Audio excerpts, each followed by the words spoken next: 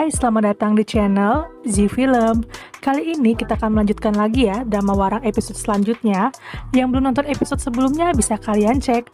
Dan yang suka dengan channel ini silahkan subscribe, komen, dan juga di like. Terima kasih.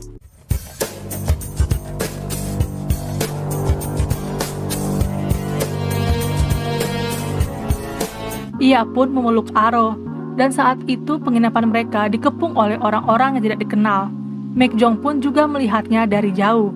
Muyong yang dikepung oleh warga yang tidak dikenal, Suho dan Baryu pun datang untuk membantu Muyong. Suho yang ingin mengeluarkan pedangnya, tiba-tiba datanglah Mek Jong. Mek Jong melarang Suho untuk menggunakan pedang dengan alasan mereka adalah orang yang tidak memadai peralatan dan mereka kelaparan.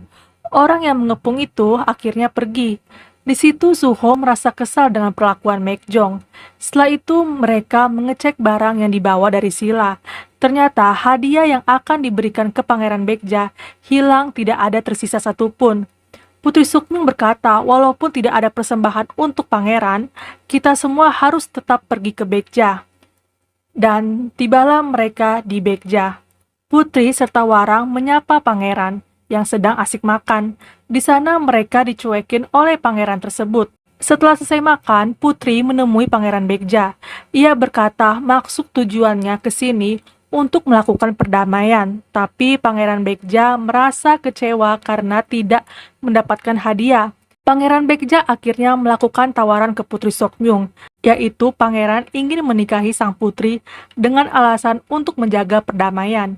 Sedangkan di tempat lain, Aro bersama anak kecil. Ketika itu anak kecil tersebut ditangkap dan Aro ikut terseret. Pengawal tersebut mengira kalau Aro bekerja sama dengan anak kecil itu. Akhirnya Aro dan anak tersebut dimasukkan ke penjara. Selanjutnya, sambil menunggu Putri Sukmyung, para warang mendapatkan kabar dari pengawal putri kalau Aro ditangkap atas tuduhan pencurian. Saat itu Muyong, Mek Jong, dan Suho langsung pergi untuk membantu Aro. Baryu pun masih diam di tempat. Warang yang sedang mencari Aro, akhirnya mereka dikepung oleh pengawal kerajaan Baekja. Dan para warang dimasukkan ke penjara. Sedangkan di tempat lain, Pangeran Baekja mendapat surat dari ayah tirinya Baryu. Sebelum Baryu membantu Muyong, ia di sana bertemu dengan Pangeran Baekja. Di dalam surat tersebut berisikan kalau ada raja di antara para warang, dan Pangeran Baekja harus membunuhnya. Pangeran Baekja merasa tertarik dengan isi surat itu. Para tawanan akhirnya keluar. Di sana sudah ada Pangeran Baekja dan Putri Sukmyung serta Warang. Pangeran mengancam akan menghukum tawanan Sila agar Raja Sila menunjukkan diri di hadapannya. Tawanan tersebut satu persatu dibunuh oleh Pangeran Baekja. Setelah itu Aro ditarik untuk mendapatkan giliran yang akan dibunuh. Mek Jong yang merasa kesal dengan perbuatan Pangeran Baekja, ia ingin mengatakan kalau dirinya adalah raja. Tapi Muyong telah mengajukan dirinya. Muyong bilang kalau ia adalah raja dari Sila. Setelah Muyong mengaku kalau ia adalah raja dari Sila, Pangeran Baekja memberikan pilihan ke Muyong untuk berdamai dengan Sila. Di situ Muyong harus melawan Pangeran Baekja. Pangeran Baekja berjanji kalau Muyong menang, ia akan melepaskan putri serta para warang. Keesokan harinya, Muyong yang ingin bertarung dengan sengajanya pengawal dari Baekja membeset tangan kanan Muyong. Dengan kondisi tangan yang terluka, pertandingan tetap berlangsung. Pertarungan antara Muyong dan putra mahkota Baekja berlangsung semakin sengit. Muyong selalu kalah dengan Pangeran Baekja. Ia sudah terluka tangannya dan kakinya. Di situ membuat kondisi Muyong semakin melemah. Saat itu Muyong mengamati cara permainan Pangeran Baekja. Meski Muyong sempat kalah, ia akhirnya berhasil memenangkan pertarungan. Setelah ia melihat taktik serangan putra mahkota. Mengakui kekalahan, putra mahkota Baekja memutuskan untuk melepaskan Putri Sukmyung dan berdamai dengan Sila. Tapi tidak dengan tawanan karena tawanan Sila itu adalah pencuri. Tawanan tersebut dikurung kembali termasuk Aro. Muyong yang tidak terima, ia mengamati mengenai letak-letak di kerajaan Baekja. Malam harinya Muyong dan Mek Jong bekerja sama untuk membantu tawanan keluar. Mereka di sana menghajar para penjaga yang menjaga ruangan tersebut. Suho dan Banyu datang untuk membantu Mekjong dan Muyong. Mereka semua berhasil lolos dari pengawal kerajaan Baekja. Pada saat perjalanan pulang ke Silla, tawanan tersebut dipanah, dan saat itulah pasukan serta Pangeran Baekja mengepung mereka. Pangeran Baekja berkata kalau ia ingin bertarung kembali, tapi bertarung secara tim. Dan saat itulah para pasukan Warang dan Wakong datang untuk membantu Muyong, Mekjong, Suho, dan Banyu.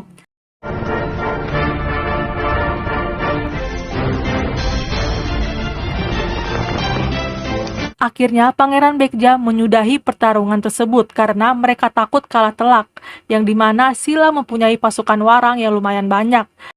Selanjutnya, Mekjong yang sedang sendiri di asrama Warang, tidak sengaja matanya melihat Aro dan Muyong berpelukan serta berciuman. Keesokannya, Mekjong berlatih memanah. Ia sangat marah serta kesal mengingat kejadian tadi malam. Dan di situ ia mengingat Muyong berkata kalau ia adalah raja. Mekjong yang sudah emosi, ia menancapkan pedangnya ke tempat papan panah.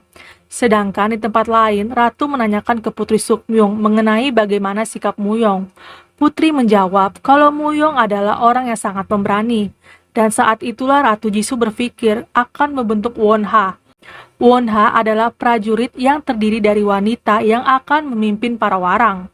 Putri Sukmyung mematuhi perintah Ratu Jisoo dan ia akan bergabung sebagai Wonha. Muyong dipanggil oleh Ratu Jisoo. Di sana, Muyong mendapatkan permintaan dari Ratu Jisoo untuk tetap berpura-pura menjadi Raja Silla.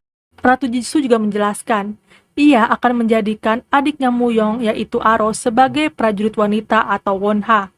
Ratu Jisoo mengatakan jika tidak menuruti perkataannya, maka Aro akan terancam olehnya. Sedangkan Mekjong memasuki halaman kerajaan. Ia menemukan mainan kecilnya. Di saat itu, Putri Sukmyung datang dan menanyakan mengapa Mekjong itu bisa hadir di tempat ini. Bahkan pengawal-pengawal tidak mengetahui tempat tersebut. Mekjong beralasan kalau ia tersesat. Di situ Putri Sukmyung memanggil Mekjong dengan sebutan kakak. Putri melanjutkan kembali perkataannya kenapa ia tidak sadar kalau Mekjong adalah raja. Ia pun menanyakan kabar mengenai diri Mekjong yang hidup bersembunyi.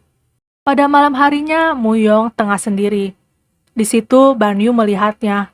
Banyu setelah itu memberitahu kesuruhan ayah tirinya kalau Muyong berada di kolam.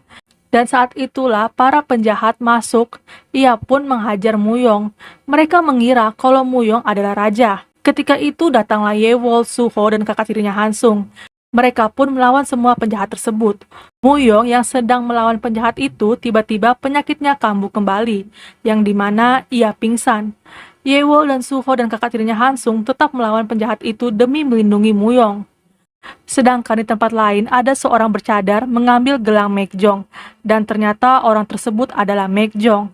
Mekjong pun mengancam ayah tirinya Banyu. Ia mengatakan kalau Mekjong lah yang sebenarnya mempunyai gelang tersebut, dan Mekjong juga melanjutkan kembali kalau ia adalah raja yang sesungguhnya. Di situ Mekjong menancapkan pisaunya ke sebelah leher ayah tirinya Banyu, dan sambil berkata, lain kali pasti Mekjong akan membunuhnya. Di tempat lain, ayahnya Aro sedang membantu orang-orang yang terkena wabah penyakit. Tapi ayahnya Aro tidak bisa melakukan hal banyak karena obat untuk menyembuhkan penyakit tersebut tidak ada di kota itu. Karena obat tersebut sangatlah sulit. Muyong pun telah sadar kembali. Para warang menatap Muyong. Mereka masih berpikir kalau Muyong adalah raja. Muyong pun seperti biasa makan bersama dengan Suho, Yewol, dan Hansung. Mereka pun merasa canggung di hadapan Muyong. Tiba-tiba Yewol menanyakan ke Muyong. Muyong disuruh untuk jujur terhadap dirinya, apakah Muyong itu benar-benar raja atau bukan. Di situ Muyong langsung tidak nafsu makan. Suho dan Hansung menyalahkan Yewol yang berbicara seperti itu. Selanjutnya, karena wabah penyakit yang menyebar, Aro memberitahu ke Wakong kalau wabah penyakit sudah menyebar di kota. Di situ juga Aro memberitahu kalau ayah tirinya Banyu telah membeli semua ramuan obat agar bisa dijual dengan harga yang lebih tinggi ketika wabah sedang memburuk. Wakong pun memanggil Mekjong dan Muyong. Di sana, Aro menjelaskan mengenai hal tadi yang diceritakan oleh Wakong. Wakong pun memberikan misi kepada mereka untuk mengambil obat tersebut dari gudang rumah ayah tirinya Banyu.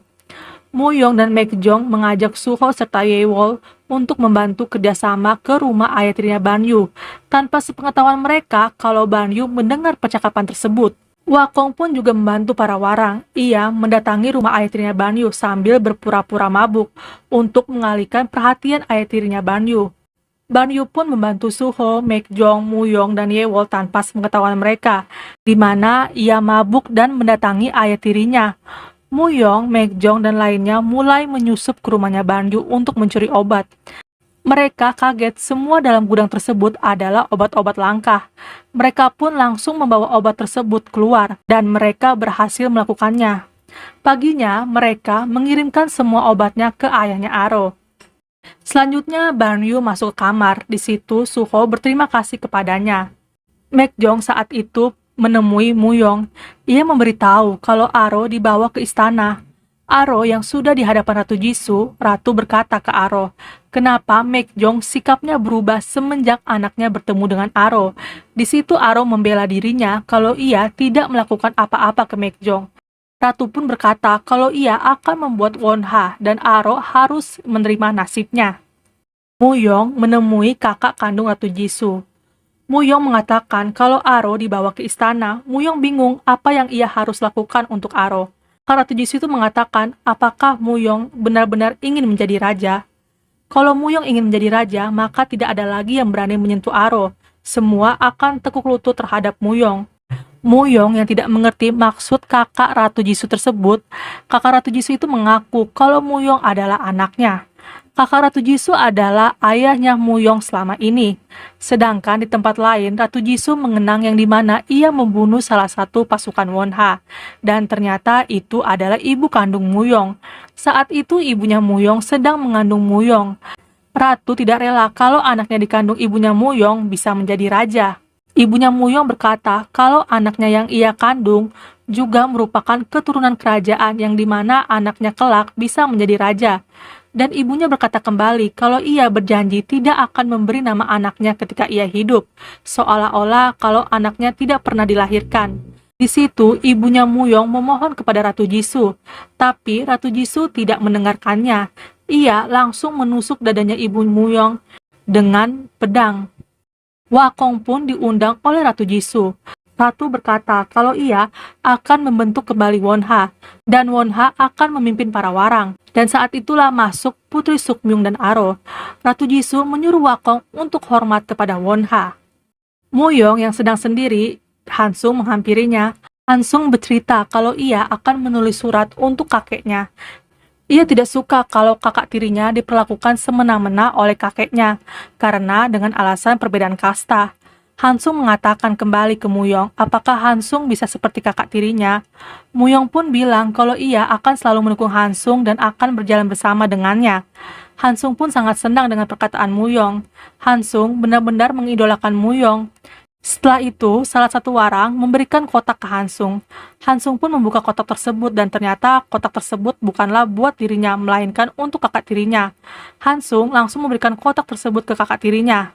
Kakak tirinya mengingat tentang permintaan kakeknya yang dimana ia harus membunuh raja dengan alasan kalau keluarga Hansung tidak bisa membunuhnya, keluarga ia akan direndahkan oleh ayah tirinya Banyu dan tidak bisa dekat dengan ayah tirinya Banyu karena ayah tirinya Banyu itu mempunyai kekuasaan yang sangat besar. Kalau kakeknya mati, Hansung akan menjadi rendahan di kalangan bangsawan. Kakeknya memberikan racun ke kakak tirinya Hansung. Dan kakeknya mengancam kalau ia gagal, Hansung dan kakeknya akan meminum racun tersebut. Selanjutnya kakak tirinya Hansung mengajak Muyong untuk berlatih pedang bersama. Di sana kakak tirinya Hansung mengoles racun ke pedangnya.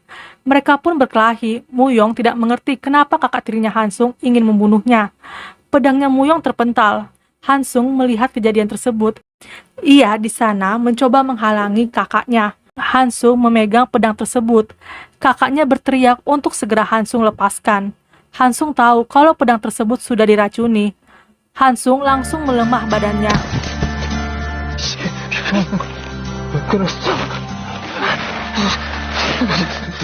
Muyong pun langsung mengangkat tubuh Hansung. Saat itu Hansung berpesan ke Muyong kalau Muyong jangan membenci kakak tirinya. Dan di saat itulah Hansung langsung menghembuskan nafas terakhirnya.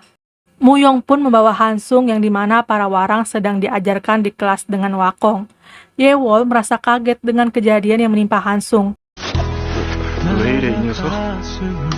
너 왜 이래? 너 왜 이래? Sedangkan di tempat lain, kakak tirinya Hansung merasa bersalah dengan perilakunya. Ia juga ingin mengakhiri hidupnya. Tiba-tiba Muyong datang dan memberikan surat kepada kakak tirinya.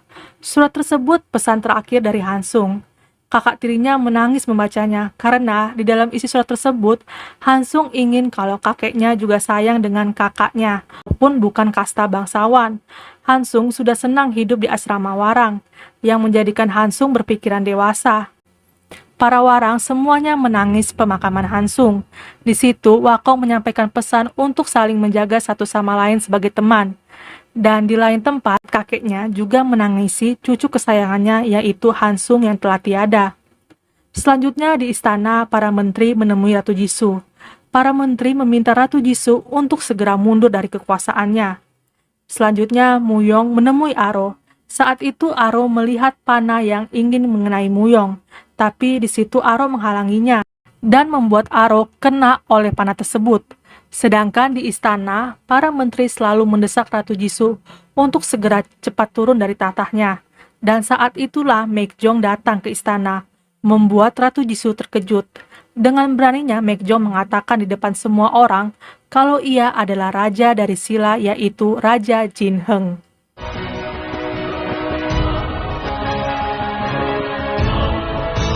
내가 신국의 왕 진흥이요.